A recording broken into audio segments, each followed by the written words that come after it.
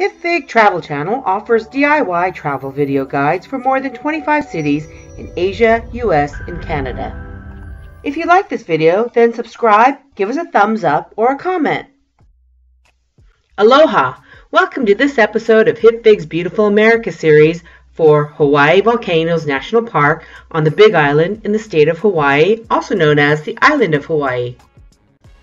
Hipfig's Beautiful America series is dedicated to exploring nature's wonders in American and Canadian national parks, monuments, and vistas.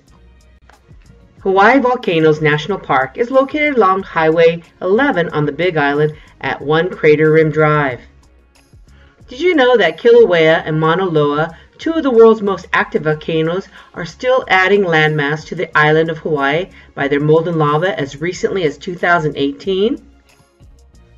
Hawaii Volcanoes National Park was commissioned to preserve the ecosystem of Kīlauea and Mauna Loa on the Big Island of Hawaii. Mauna Loa is the largest mountain in the world at almost 2,000 cubic miles, even if it doesn't look like it.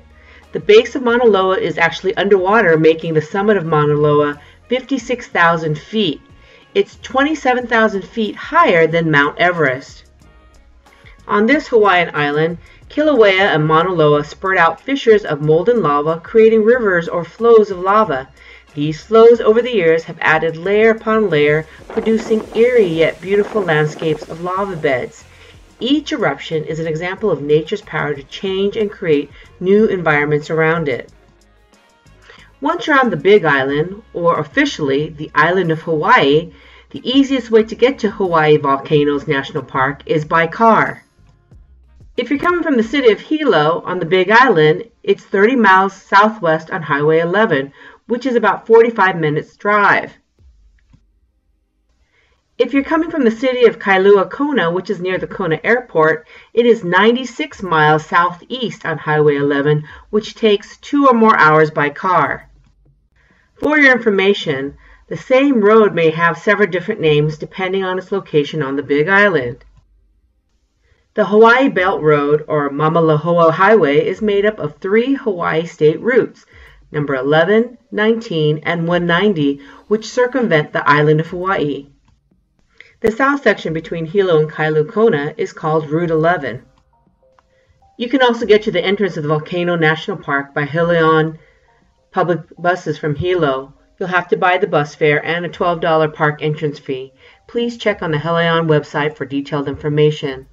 Also note that Volcano National Park in Hawaii is very large and does not have any public buses inside the park. You'll need a bike or vehicle once inside. We had a rental car and drove from Kailua Kona's side. We took highway route number 11 going south towards Hilo. Highway 11 is a 2-lane, 2-way highway and has many winding curves and sharp drop-offs along the road. Along Highway 11, we passed the famous Kona Coffee Farm area, the Macadamia Farm area, and lava fields. This lava field was created from Mauna Loa's 1907 eruption. Near here, you will find the Punalu Beach Park, famous for its black sands. We were just amazed by the brilliant shades of royal and baby blue of the ocean. We continued driving past the Ocean View area to the Ka District. The Volcanoes National Park has an adjunct visitor center called Kahuku Unit located on Hawaii 11 on mile marker 70.5, about an hour away from Kilauea Visitor Center, which is the main visitor center for Volcanoes National Park. The Kahuku Unit is open Wednesday through Saturday from 9 a.m. to 4 p.m. and is closed on Monday and Tuesday.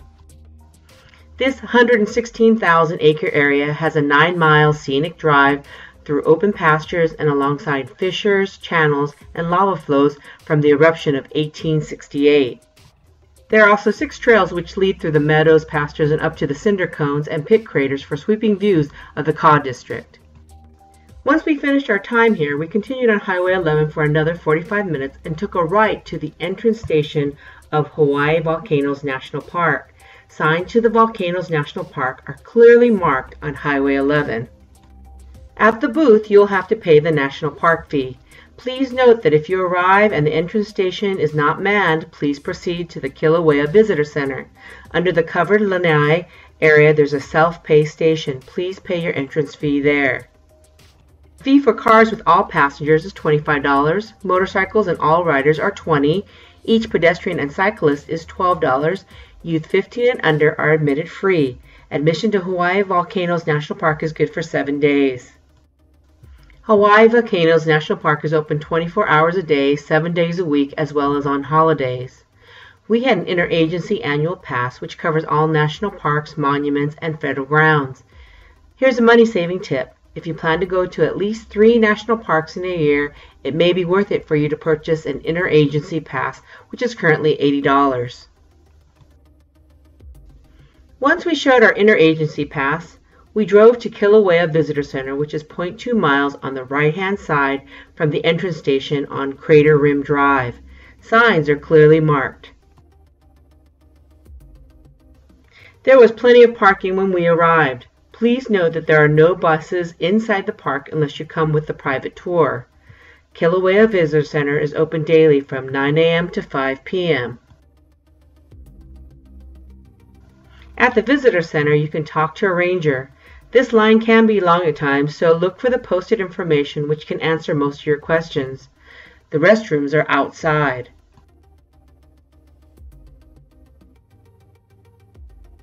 In the Visitor Center, there's a video you can watch of the 2018 eruption. There are exhibits on island formation, the arrival of life by wind, wind, and wave, ecosystems from sea to summit, the sights and sounds of the rainforest, invasive species, and those who make a difference in resource protection, as well as Hawaiian wisdom sayings and stories of Hawaii's indigenous people. Near the Visitor Center is the Volcano Art Center. The artworks displayed here depict the park's landscape and history, both natural and cultural, including mythological stories. After we completed our time at the Kīlauea Visitor Center, we drove 0.8 miles on Crater Rim Drive to the steam vents and Kilauea Caldera, which is on the left side. We parked our car in the lot. There is a limited parking, but people come and go, so just be patient for a parking spot. If you prefer, you can walk down 0.8 miles down to the steam vents as well.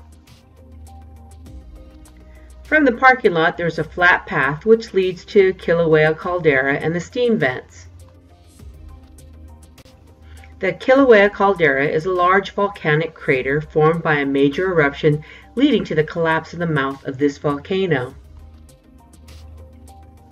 There is a steaming bluff on the caldera's edge. The area is grassy meadow with ground cracks and steam concentrated in fractures along the caldera's edge.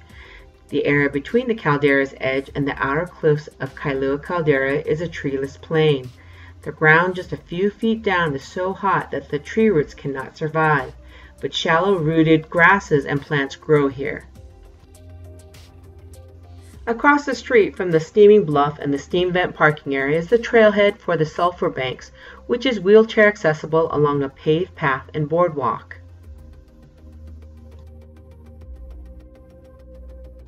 At the sulfur banks and area, you'll definitely smell the sulfur gas that smells like rotten eggs. Some sulfur gases deposit pure crystals. Other sulfur gases form sulfuric acid, which breaks down into the clay. This clay is stained red and brown with iron oxide. Visitors with heart or respiratory problems such as asthma, pregnant women, infants, or young children should avoid this walk. For your information, due to the last volcanic eruption, Jagger Museum is indefinitely closed. The steam was pretty impressive. The steam vents are created when groundwater seeps down to the hot volcanic rocks in this area and then returns to the surface as steam. From the steam vent area, we drove back towards the visitor center, past the Volcano House. Volcano House is the only lodging inside the Volcanoes National Park. There are also camper cabins and campsites nearby Nama Kanipaio campground. If you would like to stay near Volcanoes National Park, the nearest town with services, restaurants, and lodging is Volcano Village, located right outside the park boundary. Once we passed Volcano House, we took a right just before the entrance station towards the Chain of Craters Road. Signs are clearly marked. This section of Crater Rim Drive takes you to Kīlauea Iki Overlook. There's a parking lot and an overlook where you can see the Kīlauea Iki, or crater. There are 4 or 5 stops along this section of Crater Rim Road. Be sure to stop and hike the Devastation Trail. You can take a 30-minute walk through the cinder outfall of 1959 eruption of Kīlauea Iki. This paved trail is half-mile one way and is wheelchair and stroller accessible. As we continued back on Crater Rim Drive, it becomes the Chain of Craters Road. The Chain of Craters Road will lead you to the end of the road at Holei Sea Arch. Along the beginning of the Chain of Craters Road, you'll drive through a gorgeous forest of giant ferns, trees, and other foliage.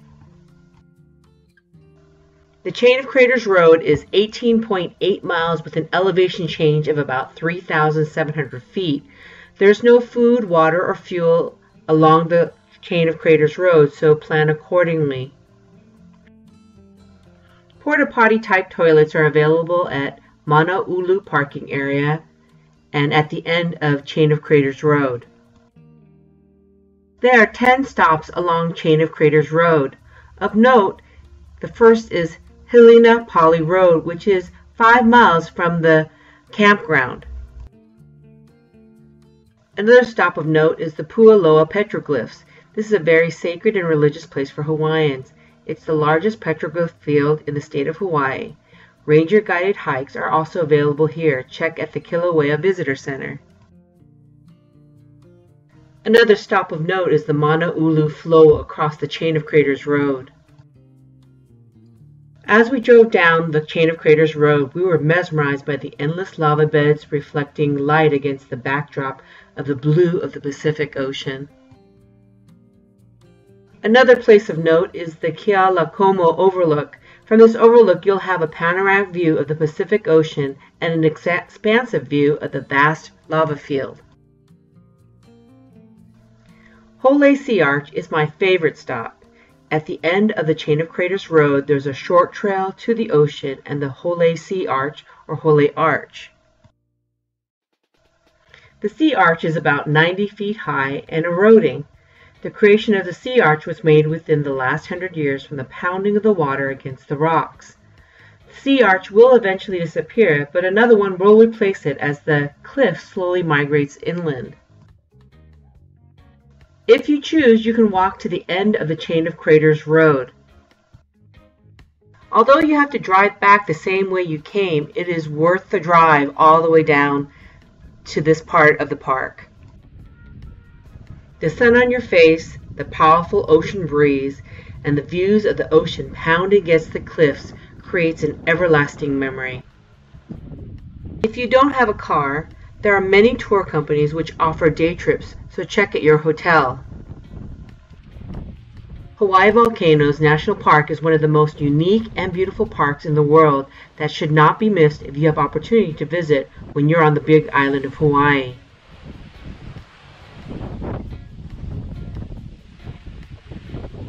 It will take at least a whole day or more depending on your excursions. Hawaii Volcanoes National Park provides a truly once-in-a-lifetime experience which should not be missed.